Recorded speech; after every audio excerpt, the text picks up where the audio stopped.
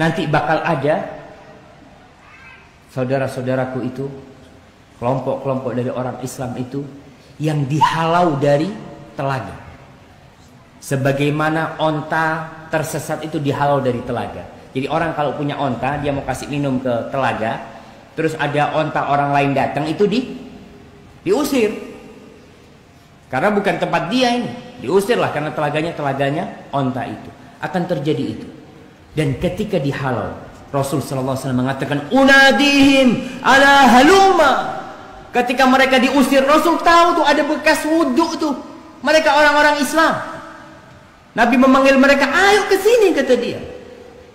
Dan dalam riwayat lain Rasul mengatakan, umatku mereka. Apa kata fayuqal, para malaikat mengatakan kepada Nabi, "Innahum qad baddalu ba'da." Mereka telah merubah setelah engkau meninggal. Agama Nabi sudah dirubah dengan mereka.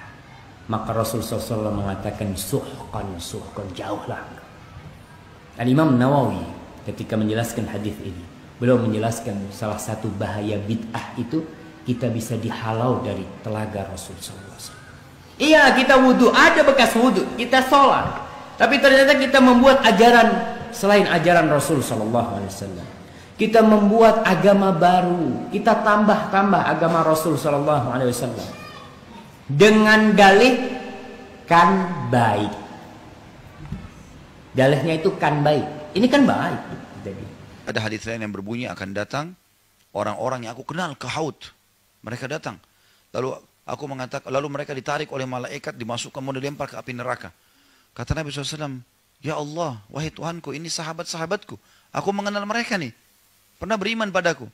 Kata para malaikat, Allah menjawab ya, melalui malaikat, maka malaikat berkata, "Hai Muhammad, sesungguhnya engkau tidak tahu apa yang mereka lakukan sepeninggalmu."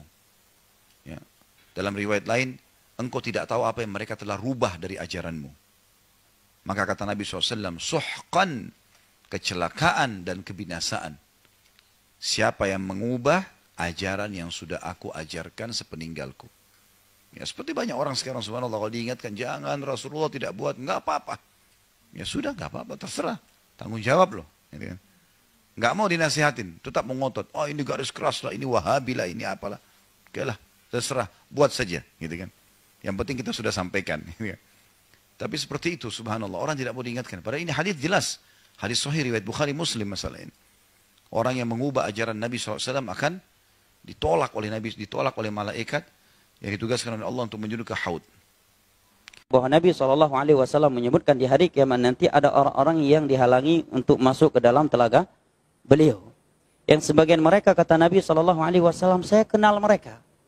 Begitu saya ingin menarik, membawa mereka ke dalam telagaku Haud, maka dilarang. Mereka dilarang untuk masuk ke dalamnya. Aku pun berkata, ya Allah, mereka adalah umatku. Mereka adalah umatku. Dalam sebuah riwayat yang lain, mereka adalah sahabatku. Mereka adalah sahabatku. Maka dikatakan kepada Nabi SAW, innaka la tadri ma ahdathu ba'dak. Kamu tidak tahu, mereka telah mengubah-ubah agamamu setelah engkau meninggal.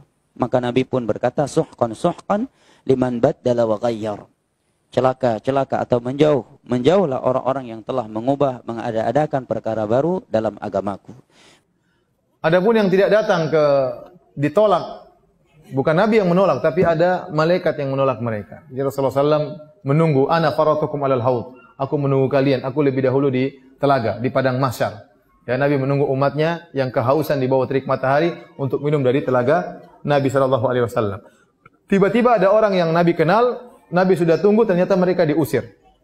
Maka Nabi berkata, ummati. Dalam riwayat usayhibi. Ya Rasul, ya Allah, itu umatku. Ya Allah, itu sahabat-sahabatku. Maka malaikat berkata, innaka la tadri ma ahdatsu ba'dak. Kau tidak tahu apa yang mereka ada-adakan setelah meninggalnya engkau. Innahu qad ghayyaru wa baddalu. Sungguhnya mereka telah merubah ajaranmu dan telah mengganti ajaranmu. Ya. Jadi siapakah yang tertolak dari telaga Nabi SAW? Di antaranya orang-orang yang murtad. Ya. Di antaranya kata para ulama, orang yang merubah ajaran Nabi, yang melakukan bid'ah-bid'ah yang besar seperti bid'ah Qadariyah, bid'ah Khawarij, bid'ah Syiah dan yang lainnya. Ya.